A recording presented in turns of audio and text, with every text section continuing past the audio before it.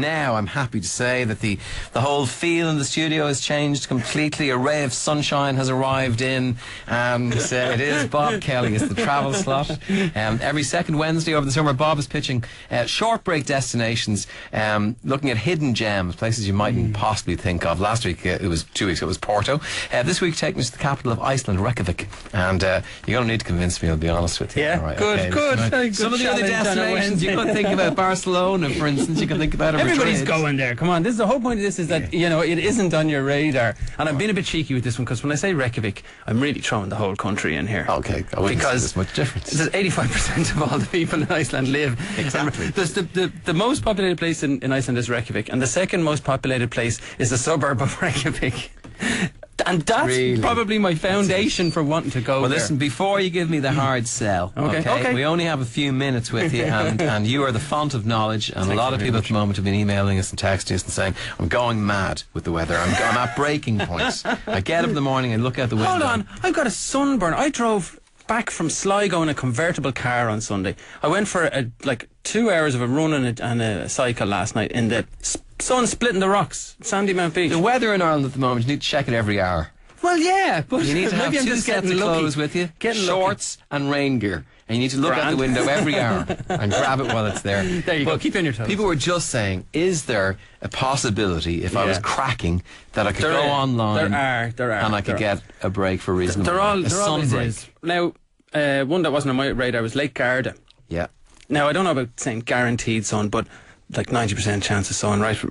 Beautiful, beautiful location. Family of 4 for 2,367. That's with top flight.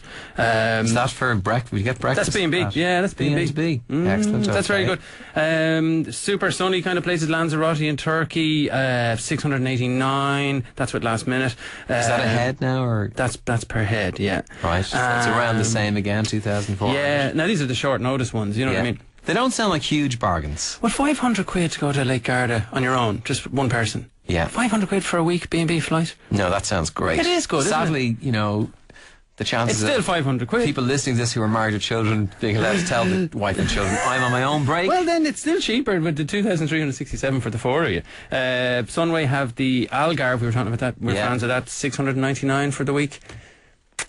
Per person. Right. 699, guaranteed sun. Guaranteed sun, and just at this moment, if you try and rent a house in Ireland, you can be paying anywhere between 500 and £1,000. Yeah, easily could. Have that easily could. So that's they're out there. That's the ballpark. Yeah. Just before I let you go, is it better to go at the very last minute of these deals? The question. I mean, some of those deals are not even available till Monday, and you must travel in August. So that's been as short notice as it gets. But all of these tour operators and people will tell you book in January, February, because the availability is so low. They'll be gone. All right. It doesn't sound like it's doing you much favours hanging on. So off we go to sunny Iceland. Well, why go? The first bit of a hurdle is it isn't always that sunny. All right. In fact, for a good 3 months of the year, there's no sun at all. At least you know where you stand. At all. At least you know where you stand. It's like the sun just peeks over the horizon, goes, nah, I'm not going to bother, and goes back again. Okay. But should I avoid that time, or does it have its own charm? I mean, I was there when it didn't get dark. Right? And that caused us many problems, right? Because you're kind of, you're chatting to your mates, whatever, and you're kind of, feeling a bit peckish. Come on, we'll go for a bite to eat. And you walk out of the hotel, whatever, which is, for some reason is deserted. You walk out looking for a cab, and then you look at your watch, and it's 1:30 in the morning.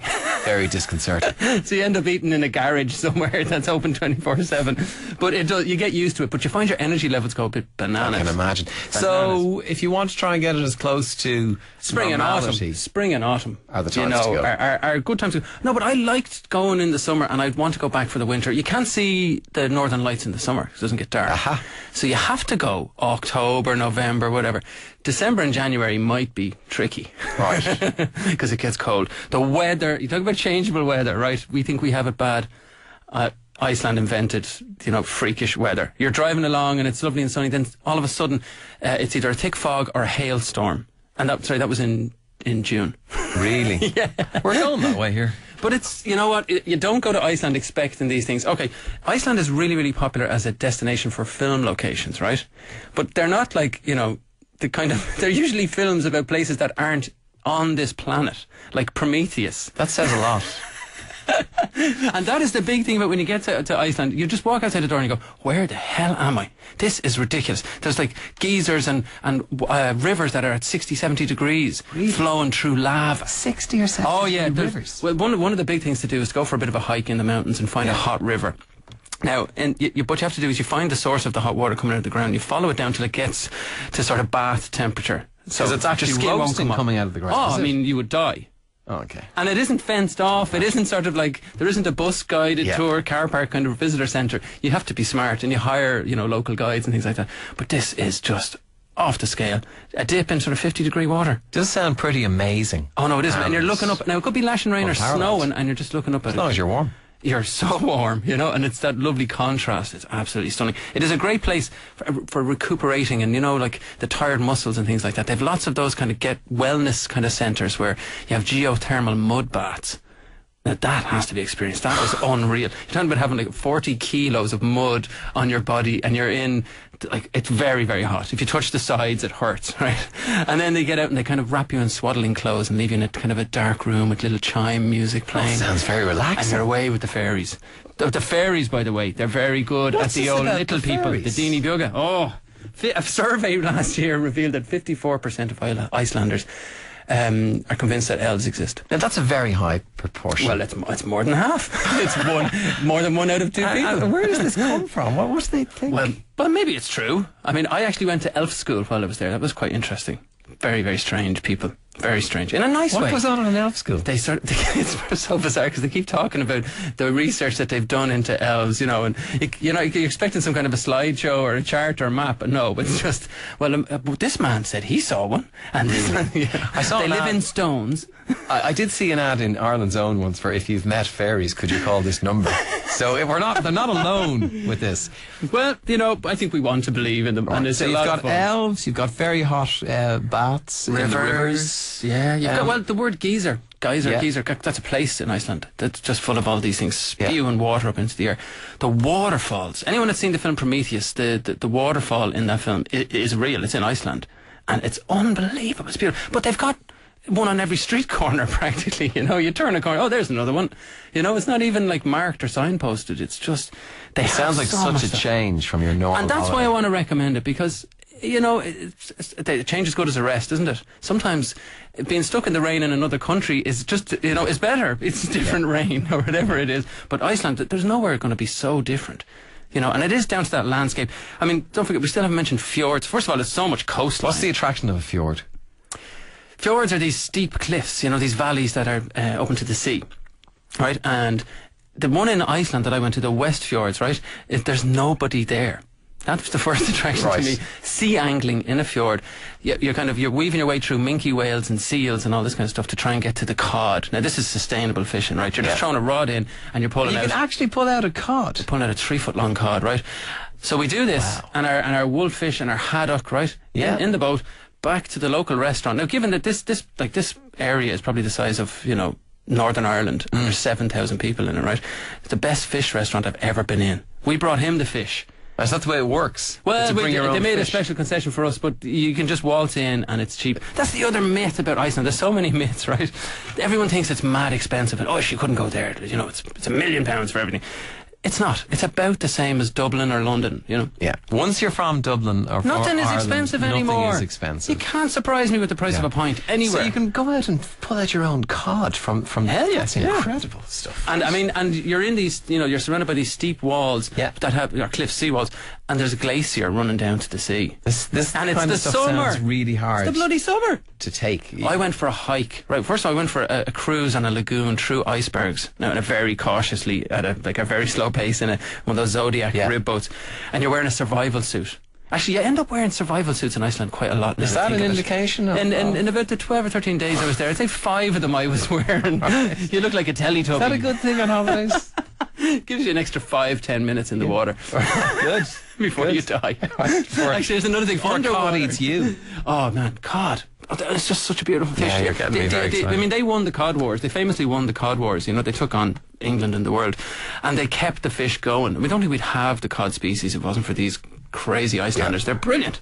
And what are they like, as a matter of interest? The women, Our they say our left-loving friends, they say that the men are all from Norway and Denmark and the women are all Irish. Really?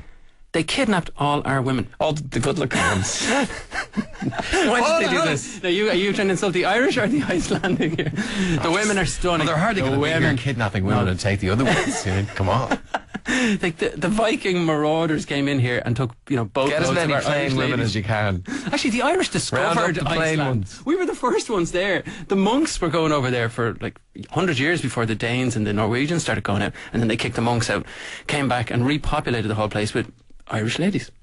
Hence, The best ladies in the women. world. Well, the there lads aren't are- any bad-looking ones. Okay, recovery. That's, Yes. well done. So the best-looking ones in the world. This sounds like a dream. No, it is. It is very interesting. They take a bit of time to get to know. Yeah. They can be a little bit standoffish and appear a little bit grumpy on the surface. There's a but few they fascinating warm. facts that I'm aware of. Beer was only legalised in 1989. I know. What were they drinking before that? Illegal beer, illegal gin. They were making their own local cherry brandy kind of things and Yeah. spirits like that, and throwing that into my waddy and what have you. But they made up for it in the beer Wow, stakes. and so they should have. They are Irish horsing women. them in now. Icelandic horses, Yes. unique. What's that about? They're like they're sturdy little things with really long manes, but what's really weird about them, they have a fifth gait. We've walking, trotting, canter and gallop. They have this other one, which I think is called trut or trup or something like that. And it looks bizarre. It's somewhere between trot and gallop. And when you're on the horse doing this, you don't feel a thing. You just glide. Really? It's the silk gait. No It's wonder just- they believe it helps. the horses glide. They really great, do. Great reaction from people who've been. I spent 20 days camping in Iceland about 5 or 6 years ago. An amazing experience. Now, rafting. Yeah, good thing to do. Yeah, but you got to be hardy. When you're in a survival suit. Rafting up and down the mountains, snowmobiles, waterfalls, movie locations, ice climbing, farming, don't ask, it says, lagoons, great bars in Reykjavik. How do you get there? That's okay. Let's leave the worst to last. There Sure, used to be very loads of direct flights, and they used to come here to do their grocery shopping, the Icelanders. But anyway, that may come back. I'm afraid you're going through Glasgow, Manchester, or London. Iceland Air do really, really good deals, and they're a great airline. Free food and drink on the flight, movies, the whole lot for nothing, and it's about a 2-hour flight, I think. Okay. Yeah, you can just about squeeze in a movie. I got great deals, 5 nights, hotel and flight, and a couple of excursions based in Reykjavik. Yeah. So if you're only going for 4 or 5 nights, you may not go to the far side of the island. 550 sterling? Wow, that sounds very good. That is good. Because that compares with the deals you were talking about there for and Sun. That's a very different break, that's isn't with it? with a trek in the mountains and a trip to the Blue Lagoon. Blue Yeah. Lagoon has to be seen to be believed. I mean, it's man-made, enormous lagoon. It's like 2 football pitches or something like that. And it's all this beautiful sulfuric water feeding You it paint a from beautiful a picture, Bob. geothermal plant. You paint a beautiful picture, may I say. Go. Right, I'm going. That's 2 trips you sold me on, 100%. Well done. I should go to Reykjavik whenever I get a chance. Bob, back with us in 2 weeks' time. If you have a question for Bob you want a bit of advice on, email me, tom@newstalk.ie. We'll pass it on to Bob when he's back with us. Bob, it's always a pleasure. And you're an ad for your business. You look healthy and tanned and relaxed. That's from Akel, the tan. It's not from Iceland. Travel agrees with you. No question about it.